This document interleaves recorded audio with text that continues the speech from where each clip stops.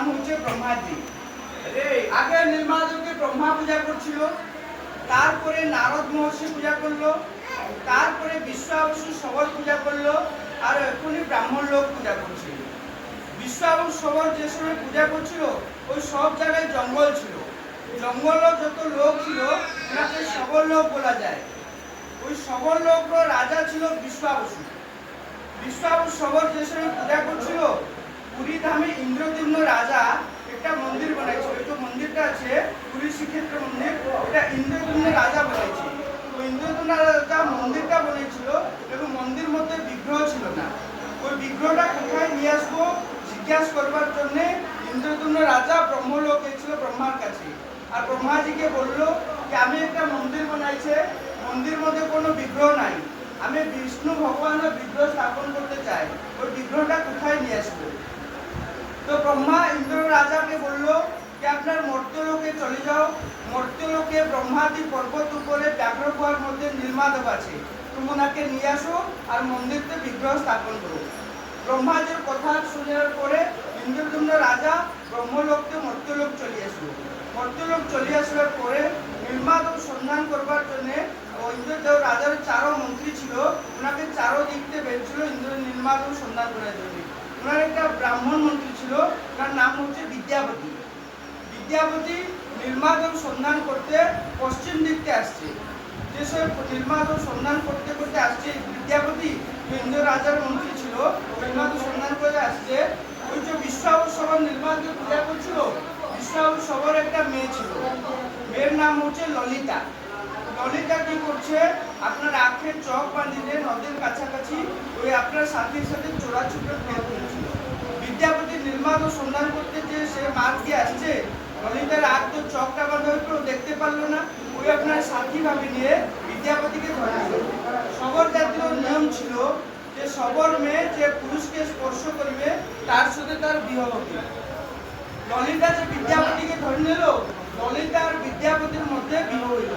বিয়ে হওয়ার পরে বিদ্যাপতি ঘর জামাই বনে বিশ্বাবসুর বাড়ি থেকে কতদিন থাকলো। সব সময় যে বিশ্বাবসু সবাই দিন নীলমাধবকে পূজা করতে আসে, উনার আগে স্বর্গলোকে দেবতালোক আসে নীলমাধবকে পূজা করে। পুজো প্রসাদটা নিয়ে আসলে দেবতালোক, ওই প্রসাদটা এখনই চলে বাপস স্বর্গলোকে চলে যাচ্ছে। দেবতালোকের পরে যে বিশ্বাবসু সবাই আসে পূজা করবার জন্য, ওই যে দেবতালোক প্রসাদটা হচ্ছে ওই প্রসাদটি নিয়ে বাড়ির লোক খাবার জন্য দিয়ে।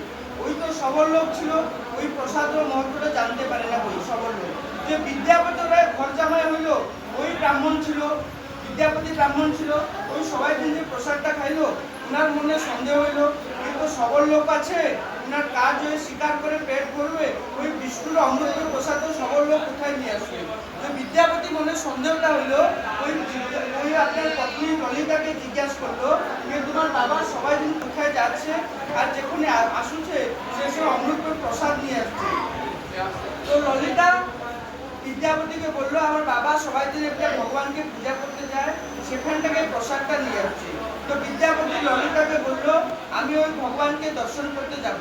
ললিতা বলে আমি আপনাকে দর্শন করতে পারবো না, আমি জানি না কি ভগবান কোথায় আছে, আমি বাবাকে জিজ্ঞাসা করবো, বাবার ইচ্ছা হবে তো আপনার দর্শন করতে যেতে পারি। তো ললিতা আপনার যে বাবা বিশ্বাবসুকে বললো যে তোমার জামাই যে বিদ্যাপতি বাড়ি থেকে থাকছে, ওই চার্চে ওই ভগবানকে দর্শন করতে যাব। তো বিশ্বাবসু বললে ঠিক আছে, আমি দর্শনটা দেবো, যে মাঠ দিয়ে নিয়ে যাবো ওই মাঠটা দর্শন দেবো না। তো বিশ্বাবসু কি করলো, যে বিদ্যাপতি আখের চক বানিয়ে নিল, আখকে পট্টি বানিয়ে নিয়ে ওনাকে নীলমাধব দর্শন করার জন্য নিয়ে আসলো। তো বিদ্যাপতি তো ব্রাহ্মণ ছিল, চতুর লোক ছিল, ওই মাঠটা জানিবার জন্য কি করছে, যে মাঠ দিয়ে আসছে ওই কাপড়টা একটু শস্য দানা রাখছে আর একটা ফুট করে দিচ্ছে, যে মাঠ দিয়ে আসছে ওই শস্য দানা খুলতে খুলতে খুলতে আসছে। যখন নীলমাধব সামনে চলে আসছে, বিশ্বাবসু বিদ্যাপতি আখের চকটা হটাই দিল। তো বিদ্যাপতি অপূর্ব দর্শন করলো। আপনার যত স্থানে বিষ্ণু ভগবান দর্শন করবে, চতুর্ভুজ ভগবান হাতে কি ধরছে, চক্র, শঙ্খ, গদা, শঙ্খ চক্র গদা আর পদ্ম। যত স্থানে বিষ্ণু ভগবান দর্শন করবে শঙ্খ চক্র গদা আর পদ্ম। দেখেন এখান থেকে যে নীলমাধব হচ্ছে বিষ্ণু ভগবান, উপর দনভুজে শঙ্খ আর চক্র ধরছে, আর তলের দনভুজে গদা পদ্ম নাই। লক্ষ্মী আর সরস্বতী দোনোর মাথায় উপরে হাত দিতে আশীর্বাদ করছে লক্ষ্মী সরস্বতী। সব জায়গায় দেখবে শঙ্খ চক্র গদা পদ্ম, লেকিন এখান থেকে উপর তৃণভুজে শঙ্খ আর চক্র আছে, আর তলর তৃণভুজে লক্ষ্মী আর সরস্বতীকে আশীর্বাদ করছে। আপনার যে কাজ করলে শরীরটাকে দাম মিলছে, সেরকম নীলমাধব বাম চরণেন্দ্র ছোটা অঙ্গুলিটাকে গঙ্গা রয়েছে। আগে গঙ্গা বিষ্ণুর চরণে ছিল, গঙ্গাকে ভগীরথ নিয়ে আসছিল মর্ত্যলোকে, ওই গঙ্গা এখান থেকে বিরাজমান, ওই বিন্দু বিন্দু হয়ে গঙ্গা রয়েছে। আপনার যে পশ্চিমে সংস্কৃত রাম রয়েছে, সেরকম বিন্দু বিন্দু গঙ্গা রয়েছে। তো বিদ্যাপতি দর্শন করলো, দর্শন করবার পরে বিশ্বাবসু কি করলো, আবার বিদ্যাপতি আঁকতে চোখ বাঁধিল, আপনার বাড়িটাকে নিয়ে গেল। কতদিন চলে হলো, যে সময় বৃষ্টিটা হইলো, বৃষ্টির দিন হইলো, যে বৃষ্টিটা হইলো, ওই যে শস্যর দানাটা হয়েছিল, ওইটা গাছ হয়ে ফুল হইলো, শস্যর গাছ হইলো, ফুল হইলো। তো বিদ্যাপতি কি করলো, একটা পূর্ণমীর রাতে নীলমাধবকে নিয়ে যাওয়ার জন্য ওই শস্যর গাছকে লক্ষ্য করে এখান থেকে চলে আসলো নীলমাধব কাছে, নীলমাধবকে নেবার জন্য। এখানে নেবার জন্য ধরে নিয়েছে, শূন্যবাণী হইল কি, বিদ্যাপতি আমি তোমার সাথে যাব না। ভগবান কি মনুষ্যরা সবাই সেন করবে, যার মনে গর্ব অহংভাব চলে আসলো ভগবান সেন করতে পারবো না। তো বিদ্যাপতি মনে অহংভাব চলে আসলো, গর্ব চলে আসলো, কি একটা ছোটা সে ঠাকুর আমি আকেলা নিয়ে যাবো, ভগবানকে ছোটা ভাবি নিল। দেখুন ধরে নিচে আকাশবাণী হইল কি আমি তোমার সাথে যাব না, আমার নির্দেশে 3টা কাঠ যাব। ওই যে মহানদী আছে, ওই মহানদীতে 3টা কাঠ ভাসি যায়, বাঙ্কি মহানটা লাগবো। বাঙ্কি মহান কাউকে বলা যায় জানছে? ওটা আছে মহানদী, আর পুরীটাকে সমুদ্র, যেখানে মিলন হচ্ছে ওটাকে বাঙ্কি মোহন বলা যায়। যে চক্রতীর্থ আছে ওটাকে বাঙ্কি মোহন বলা যায়। ওই মহানদীর নীলমাধব নির্দেশে 3টা কাঠ ভাসি দেয়, বাঙ্কি মোহনটা লাগলো। ওই কাঠ ইন্দ্রদুম্ন রাজার গুন্ডিচা রানীকে স্বপ্ন হইলো যে তুমি কাঠকে নিয়ে বিগ্রহ বানাবো। তো ইন্দ্র রাজা আর গুন্ডিচা রানী সবাই চলে গেলো বাঙ্কি মোহন থেকে, ওই 3টা কাঠকে নিয়ে আসে গুন্ডিচা মন্দিরে রাখলো। আর সবাই যত কুঠারি লোক ছিল ভারতবর্ষে, সবাইকে ভগবানের বিগ্রহ বানাবার জন্য সবাইকে বলবে, আপনি ওই বিগ্রহ বানাতে পারবে না। ওই সাধারণ মানুষের ভগবানকে বানাতে পারি, ওই বিগ্রহ ওই সময় তো জগন্নাথের কোনো ছবি ছিল না। এখানে যে লোক কারণে ছবি বিক্রি করে বলে সে সময় তো জগন্নাথ ছবি ছিল না, ওই বিগ্রহ বানাতে পারল না। তো নীলমাধব একটা বুড়া ব্রাহ্মণ্য রূপ নিল, আর বুড়া ব্রাহ্মণ্য রূপ নিয়ে গুন্ডিচা রান্নার দরজা থেকে চলে গেল। বললো যে আমি বিগ্রহ বানাবো, লেকিন আমার একটা শর্ত। তো ইন্দ্র রাজা গুন্ডিচা রানী বললো শর্তটা কি, যে আমি যে বিগ্রহ বানাবো 21 দিন মন্দিরের দরজাটা খুলবে না। আমি ভিতরে বিগ্রহ বানাবো, মন্দিরের দরজাটা 21 দিন বন্ধ হবে, দরজা খুলবে না। তো ইন্দ্রদুম্ন রাজা আর গুন্ডিচা রানী ওই বুড়া ব্রাহ্মণকে গুন্ডিচা মন্দিরের দরজাটা বন্ধ করে দিল। ওই বুড়া ব্রাহ্মণ যে নীলমাধব গিয়েছিল বুড়া ব্রাহ্মণ নিয়ে, ওর ভিতরে বিগ্রহ বানাতে গেল। এরকম কতদিন চললো, সবাই দিন ইন্দ্রদুম্ন রাজা আর গুন্ডিচা রানী যায় দরজাটার সামনে শুনে এই ভিতরে কাজ করে শব্দ আসছে না। 14 দিন এরকম ভিতরে কাজ করে শব্দ আসলো, 15 দিন তো ভিতরে শব্দটা না আসলো। ইন্দ্রদুম্ন রাজা আর গুন্ডিচা রানী মনে সন্দেহ হইল। ইন্দ্র রাজা সন্দেহ করলো যে বুড়া ব্রাহ্মণ তো দুর্বল মানুষ আছে, বুড়া ব্রাহ্মণ ভিতরে মারা গেল, আমাকে ব্রহ্ম হত্যা দোষ লাগবো। আর গুন্ডিচা রানীর যে সিংহাসন ছিল ওই রত্নর সিংহাসন, ওই বুড়া ব্রাহ্মণকে রত্ন লেগে কোথায় চলে গেলো, এরকম দোনো সন্দেহ করতে 15 দিন ধরে দরজাটা খোল দিল। তো হাত নেই পাও নেই, জগন্নাথ বলভদ্র সুভদ্রা বিরাজমান। যখন দেখলে যে বুড়া ব্রাহ্মণ নয়, দ্বিতীয় হাত নেই পাও নেই, তো আবার ইন্দ্রদুম্ন রাজা আর গুন্ডিচা রানী দরজাটা বন্ধ করলো। সেই সময় শূন্যবাণী হইল কি, ইন্দ্রদুম্ন তুমি এরকম যেরকম আমাকে দর্শন করছে, সারা বিশ্ব আমাকে সেরকম দর্শন করবে, আর কিছু পরিবর্তন হবে না। এরকম হাত নেই পাও নেই, জগন্নাথ বলভদ্র সুভদ্রাকে আমি সারা বিশ্বকে দর্শন দেবো। তো 21 দিন পূর্ণ হতে তো শায়দ হাত ওঠা, 15 দিন দরজাটা খুলে দিল।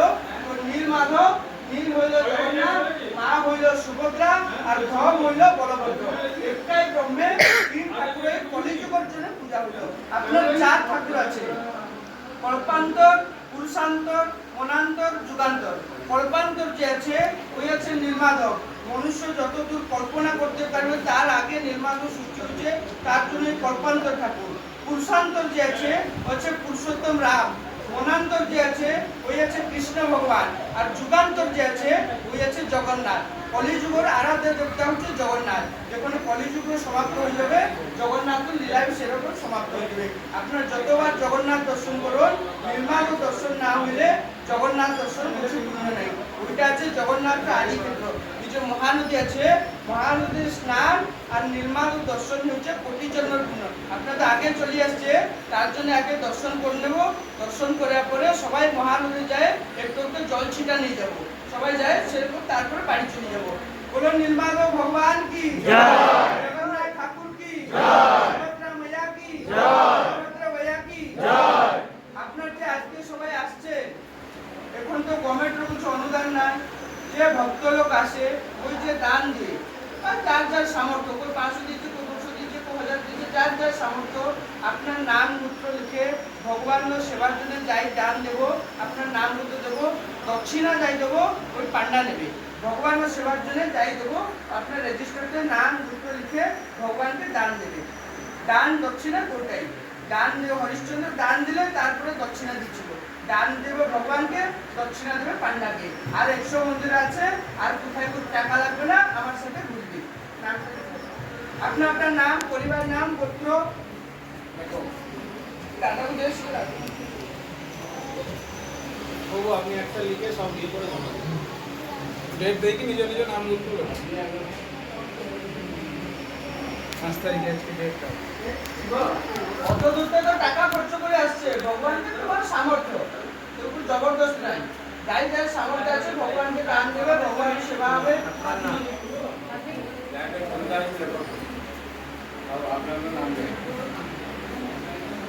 সবাই বসো, সবাই নাম দিয়ে একটা লাইন করে যাব। আমি ভিতরে গঙ্গাটা দর্শন দেব, যেরকম গঙ্গাটা বেরোচ্ছে তো চরণটাকে, তো গঙ্গাটা দর্শন করবো।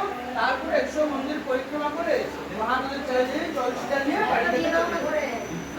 নির্মাধব গ্রন্থ ছবি নিয়ে হোক, নির্মাধব কাহানি আর ছবির নাম, ছেলের নাম, মেয়ের নাম করতে পারে।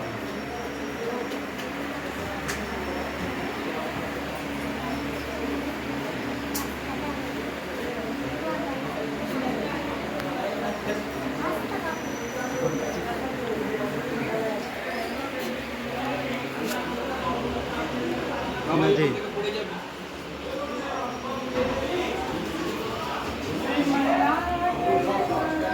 বসো বসো।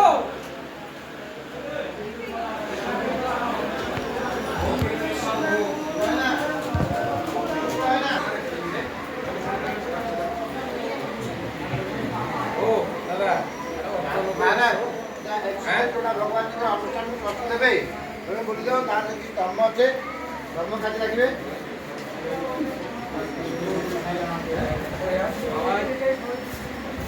সবাই নামে উঠে হয়তো দিতে পেরে দেখা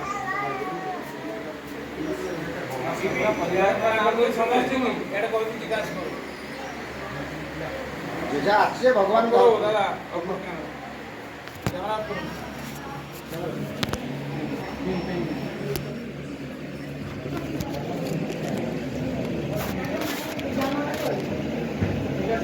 এটা সবাই তো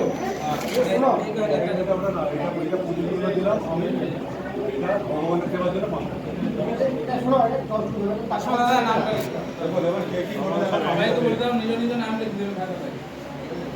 অত দূরে আসছে, টাকা পয়সা খরচ করে আসছে কি নেই, ভগবান তো মহারাজ আছে ভক্তকে ধরিকে আসছে, যদি কতটুকু দেবে সেবার জন্য লাগবে। দাদা দিলা তুমি দিচ্ছ বললে কি হবে, অনেক ভক্ত আসছে না জানি। পুরো আদেশটা শুনে দাদা, নামটা নাম লেখো, সবাই নাম লেখো, নিজ নিজের নাম লেখো, চাইলে চাই সামর্থ্য আছে ভগবানকে দান দেবে, এটা উত্তর পেড়ি আছে। তাহলে আপনার প্রার্থনা হুন্ডি আছে। আপনারা আসলে নীলমাধব অনুষ্ঠান কিছু যাবো টাকা পান্ডার জন্য কিছু পাবে। আপনার না দিলে কোনো আপনাকে রাখা আছে না, জবরদস্ত আছে।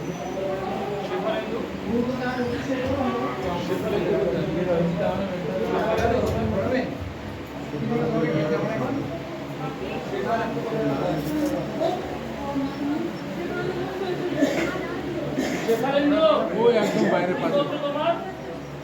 এদিকে আসো আগো।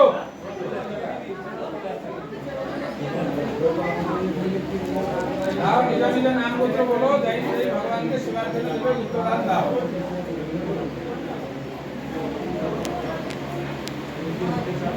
প্রভু বলুন আগে আসো